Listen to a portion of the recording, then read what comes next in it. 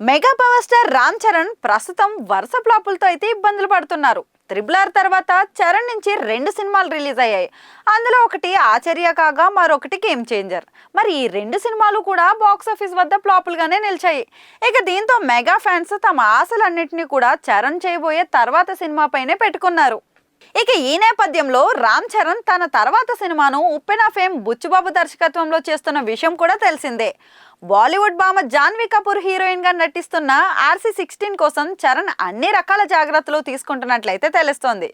అయితే game changer సినిమాలో లాగానే ఈ సినిమాలో కూడా ఫ్లాష్ బ్యాక్ ఎపిసోడ్ ఉంటుందని అర్థమవుతోంది.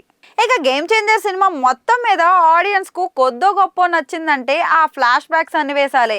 ఇప్పుడు చరణ్ నటిస్తున్న ఈ సినిమాలో కూడా ఫ్లాష్ బ్యాక్ ఎపిసోడ్స్ ఉంటాయని తెలుసుకున్న ఫ్యాన్స్ ఈ విషయంలో ఎంతో ఆతృతతో అయితే ఎదురు చూస్తున్నారు.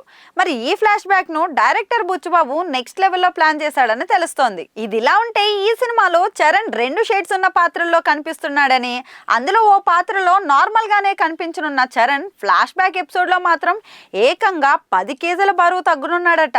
ఇదంతా వింటుంటే చరణ్ ఫ్లాష్ బ్యాక్ సీక్వెన్స్ లో కూడా ఫ్యాన్స్ కు ఫుల్ మీల్స్ పెట్టడం ఖాయంలాగే అనిపిస్తుంది.